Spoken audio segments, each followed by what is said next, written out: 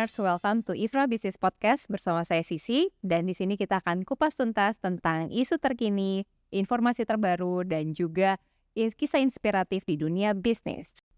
Tentunya dengan bintang tamu yang gak kalah menariknya dan juga dari beberapa bidang stakeholder bisnis di Indonesia. Kalau di tahun 2024 kemarin kita udah banyak podcast bareng sama partner-partner IFRA, dan kali ini menuju road to IFRA Business Expo X Indonesia Culinary Expo 2025, kita akan langsung mengundang dan membuka podcast ini dengan mengundang langsung regulator bisnis waralaba di Indonesia. Sudah hadir bersama saya Bapak Septo Supriyatno sebagai Direktur dari Bina Usaha Perdagangan dari Kementerian Perdagangan Republik Indonesia. Halo Pak Septo. Halo Mbak Sisi, Salam kenal Pak. salam kenal. Seru banget nih hari ini Bapak sudah bersedia hadir dan Iya, menyempatkan waktunya ya Pak ya. iya, terima kasih juga Nih, buat podcastnya. wah mantap. Nah, karena tadi aku udah bilangnya di awal kalau kita mengundangnya nih langsung regulator bisnis waralaba di Indonesia nih. Nah, aku pengen tahu dari Bapak sendiri, kan ada update nih mengenai peraturan pemerintah 35 tahun 2024 kemarin ya. Betul sekali. Nah, dengan adanya perubahan PP 35 tahun 2024 kemarin, nah aku pengen tahu nih sebenarnya dari Bapak sendiri, definisi PP 35 tahun 2024 itu seperti apa sih?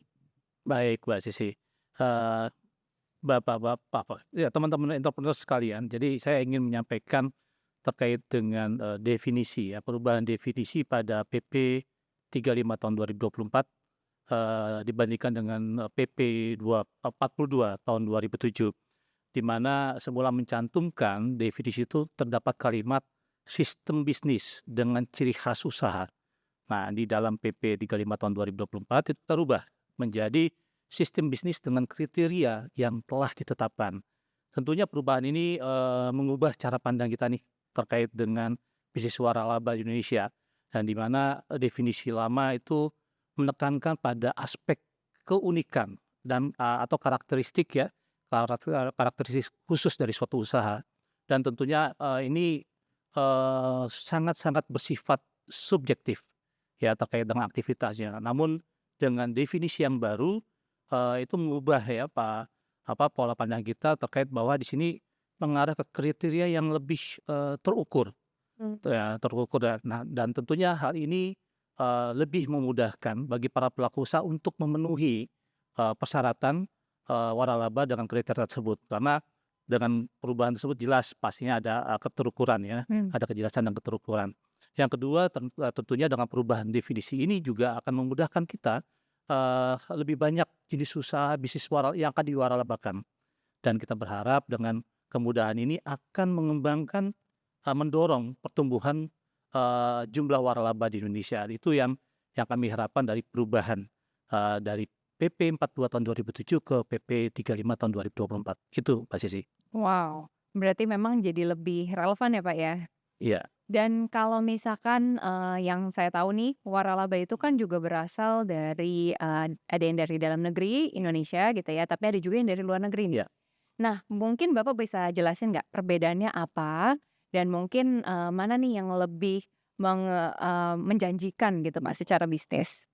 Ya, kalau bicara mengenai dalam dan luar negeri tentunya perbedaannya hanya terletak dari pelaku usaha pemberi waralaba yang berasal dari dalam negeri dan pemberi waralaba yang berasal dari dalam negeri. Hanya situ saja perbedaannya. Namun akan menarik ketika pembahasan apa yang lebih menguntungkan terkait seperti itu ya.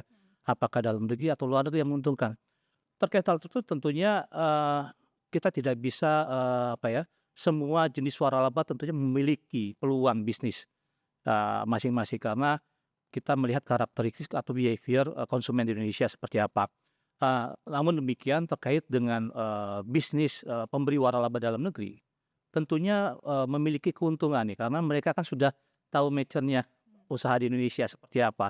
Pemahaman mengenai pasar Indonesia juga mereka lebih baik ya. Kemudian juga operasionalnya juga mereka sudah lebih paham, lebih rendah dan lebih kompetitif tentunya, karena di dalam waralaba juga ada kewajiban untuk penggunaan produk dalam negeri. Nah ini menjadi satu keuntungan sendiri bagi pewaralaba dalam negeri untuk mengadopsi ini. Namun demikian pewaralaba luar negeri juga mempunyai kesempatan juga yang sama, daya tarik sendiri. Karena banyak sekali masyarakat yang Indonesia yang masih melihat brand lokal ya, branding lokal yang memang pastinya memberikan keunikan-keunikan sendiri.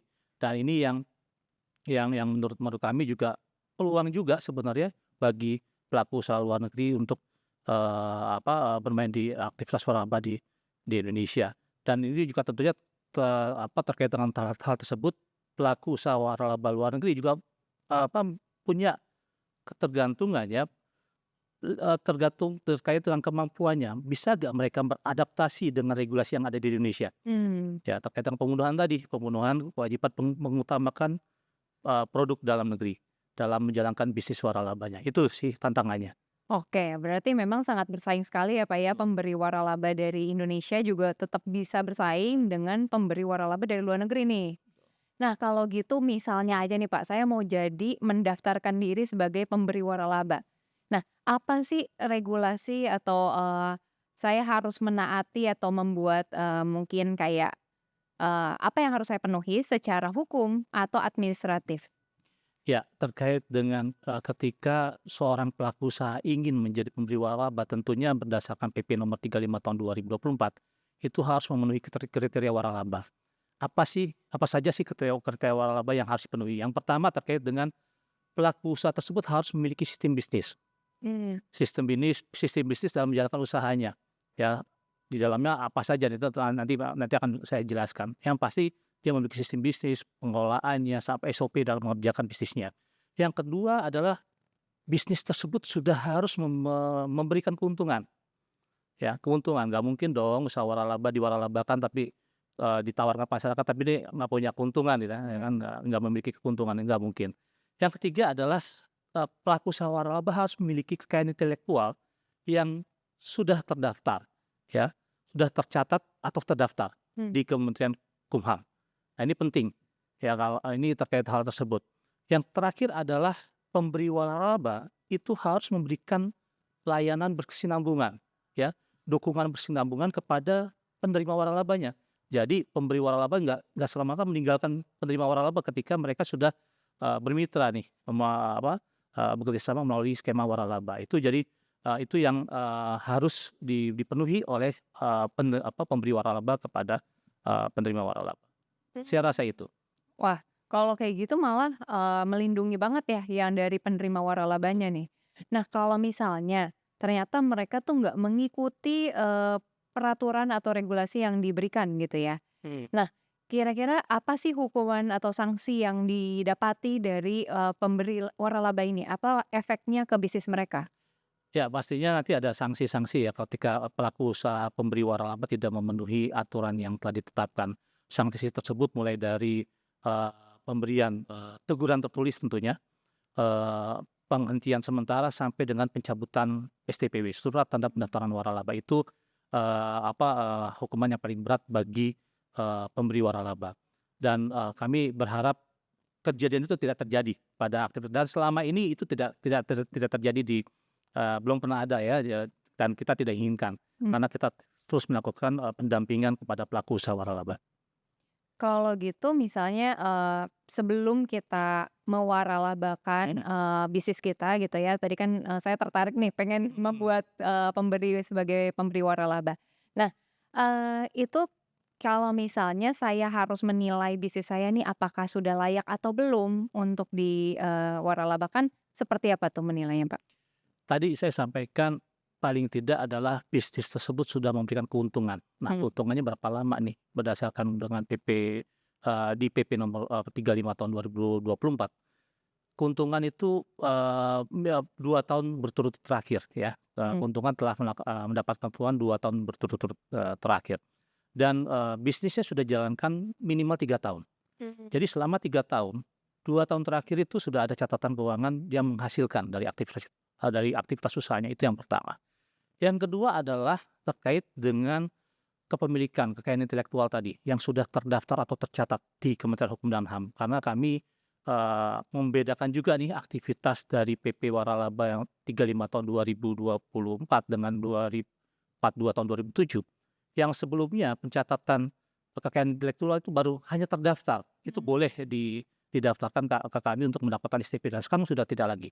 Ini Oke. tujuannya dalam rangka melindungi sebenarnya, melindungi penerima waralaba. Kita tidak ingin di kemudian hari terjadi dispute nih. Ternyata KI-nya nih nggak dapat nih. Nah ini ya itu yang menjadi salah satu persyaratan kita untuk bisnisnya bisa nih untuk diwaralabakan bisnis saya. Karena kembali lagi, waralaba ini kan suatu konsep bisnis dalam rangka mengembangkan usaha, Mhm. kemitraan. Salah satu adalah bentuk kemitraan adalah selain joint venture bagi hasil adalah bentuk waralaba. Nah ini yang kita lakukan. Oke. Nah, berarti harus minimum udah jalan 3 tahun dulu ya, Pak, ya? Betul sekali, betul. Heeh, karena memang menunggu haki dan lain-lain memang, butuh waktu Butuh juga. waktu dan nggak mudah. Oke, dan, dalam waktu 3 tahun bisa lihat lah ya, maksudnya bisnisnya ini sustainable Betul nggak, sekali. profitable nggak, gitu ya. Menarik menarik.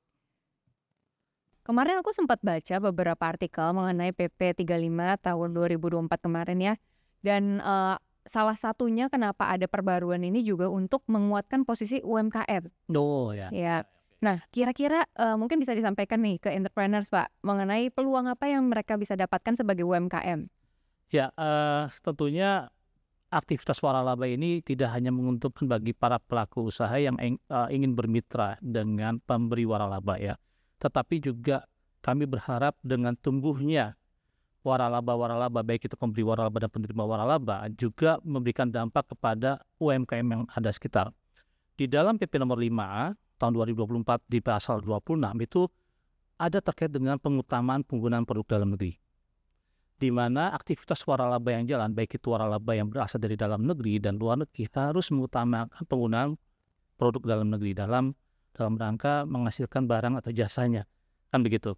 Jadi bayangkan, coba Mbak Sisi bayangkan ketika waralaba F&B, ya bahan bakunya berasal dia cari di dalam negeri, pastinya akan melibatkan mitra-mitra UMKM sekitar yang memang belum menjadi penerima waralaba, tapi ada supporting system dari UMKM yang ada sekitar.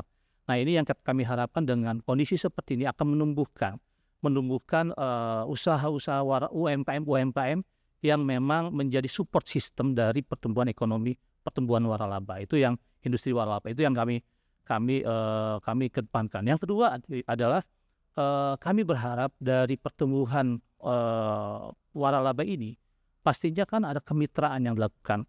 Kemitraan ini tidak hanya pada masyarakat yang memang ingin berwirausaha, tapi juga UMKM yang punya kemampuan tetapi dia bingung gitu loh. Bingung, saya mau berbisnis apa nih, mau belajar.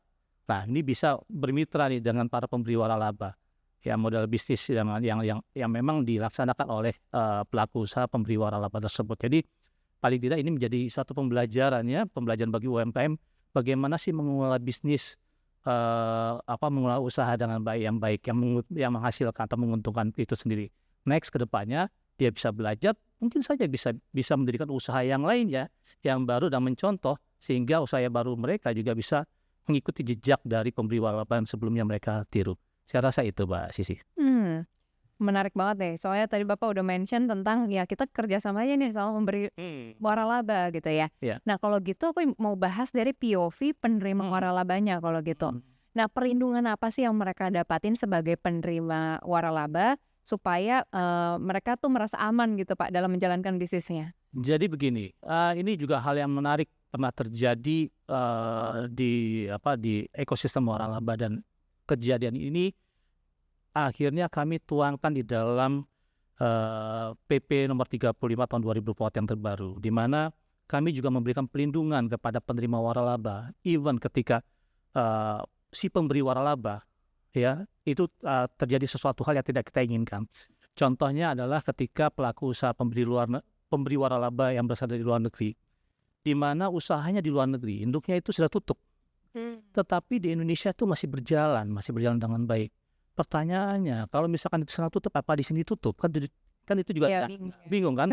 Nggak bisa juga gitu loh, karena ini kan kembali lagi hak dari penerima waralaba. Padahal dia masih punya perjanjian waralaba dengan sekian tahunnya gitu. Tentunya kan nggak bisa langsung ditutup begitu saja. Sedangkan tadi bahan bakunya mengutamakan produk dalam negeri, dia dari dalam negeri semua bisa dapat dipenuhi. Walaupun di sana tutup, ini masih bisa beroperasional. Nah, kita menjamin hal tersebut. Artinya ketika pelaku usaha pemberi waralaba ada permasalahan sehingga mengakibatkan usaha tutup, si pemberi waralaba tidak terdampak. Dia masih bisa melakukan kegiatan usahanya sepanjang memang bisa menjalankan usahanya dengan baik. Nah, itu yang dilakukan. Yang kedua adalah terkait dengan aktivitas pemasaran itu sendiri.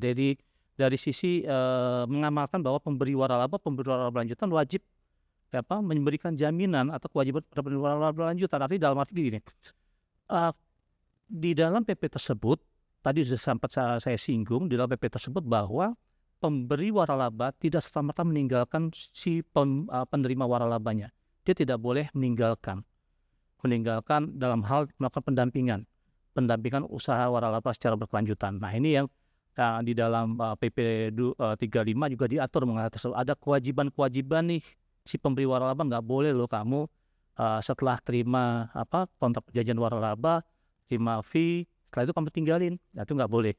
Nah, itu hal-hal yang memang kita atur di dalam PP 35 tahun 2024, Pak Sis. Ya, sebagai jaminan juga ya Pak. Itu jaminan keberlangsungan usahanya supaya usahanya tetap berjalan, jangan sampai di penerima waralaba dirugikan ya. Gitu. Oke, kalau gitu ya memang tadi Bapak sudah mention juga ya tentang kenapa harus PP 35 2024 ini jadi diperbarui gitu ya. Memang karena memang adanya update supaya menjadi lebih relevan. Ya, betul. Nah, kalau gitu apakah dengan adanya peraturan pemerintah baru ini itu akan mempermudah pelaku usaha di luar sana, Pak? Ya, tentunya sangat-sangat ini jelas sangat memudahkan para pelaku usaha dalam melaksanakan kegiatan ya, dan memiliki, karena kembali lagi kriteria yang dibangun itu sangat-sangat terukur sehingga para pelaku usaha juga bisa memenuhi kriteria-kriteria tadi ya. Tidak hanya mensyaratkan kegiatan usaha yang di waralaba yang tetapi juga banyak sekali perubahan-perubahan yang dilakukan di dalam dari mulai PP 42 tahun 2007 menjadi PP 35 tahun 2024. Contoh seperti apa sih tadi definisi tadi tadi di awal. Kemudian kriteria waralaba.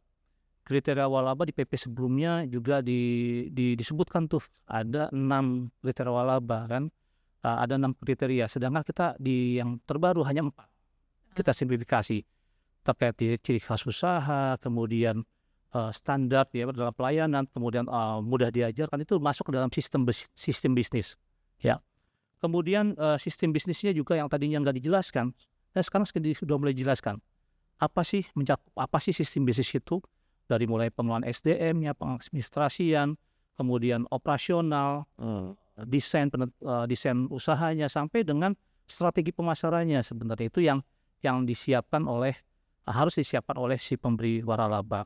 Dan kita bisa melihat juga tadi ada kriteria waralaba ya, yang terkait dengan memberikan keuntungan dan menjalankan usaha paling tidak 3 tahun.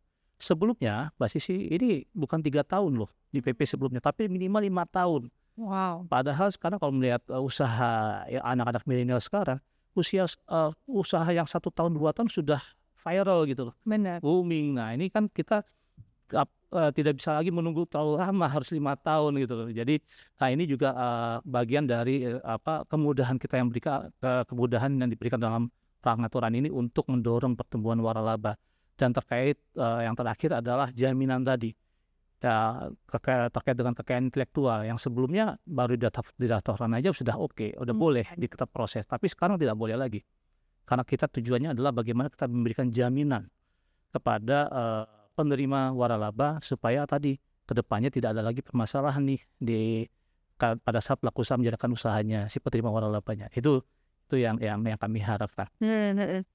Nah, ini membantu banget ya buat para yang entrepreneurs yang mau buka usaha gitu ya. Ini sangat membantu mereka juga. Ya. Dan mungkin boleh Pak last statement nih dari Pak Septo ya kan, untuk para entrepreneurs apa sih yang harus mereka siapin supaya jangan sampai kelewatan peluang bisnis ini? Oke, para entrepreneurs yang bergabung dan mengikuti podcast ini, setelah tadi saya menjelaskan berbagai hal panjang lebar, kemudian apa sih yang harus saya persiapkan sebagai entrepreneurs ya ketika ingin menjadi seorang pemberi waralaba?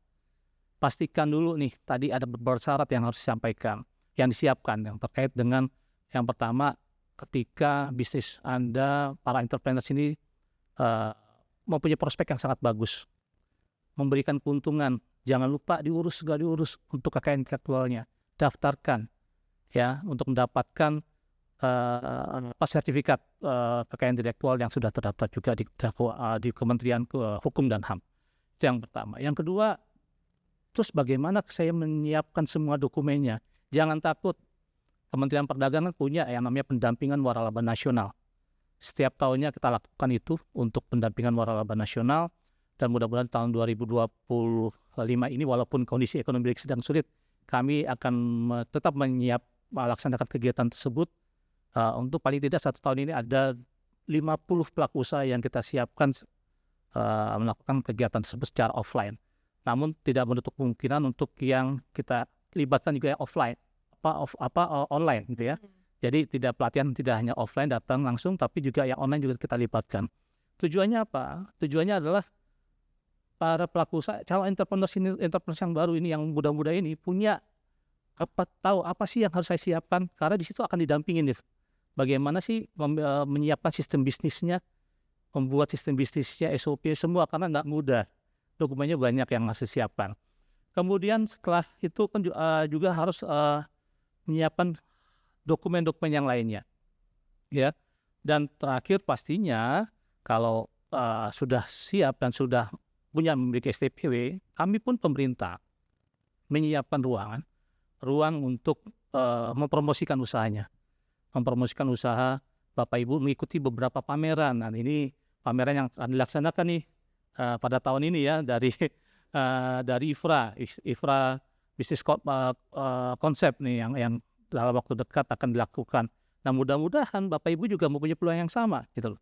Ketika mengikuti PWN, dapat STPW, kita fasilitasi untuk mengikuti pameran, dan mudah-mudahan ke depan usaha Bapak Ibu juga semakin berkembang.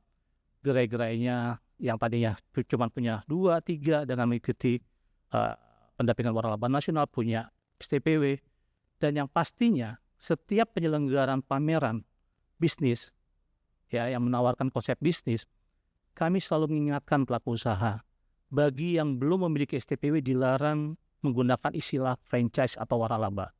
Jadi dengan kata lain apa? STPW menjadi hak privilege tersendiri bagi para pelaku usaha menawarkan bisnis dengan konsep waralaba atau franchise, dan di mana itu tidak boleh digunakan oleh pelaku usaha yang belum memiliki STPW.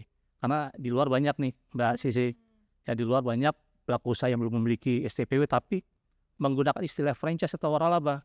Karena apa? Istilah franchise waralaba ini seksi. Benar. Seksi karena mengundang kan ini udah dijamin nih pemerintah nih di seleksi gitu. Seleksi ini pasti akan memberikan keuntungan kan begitu.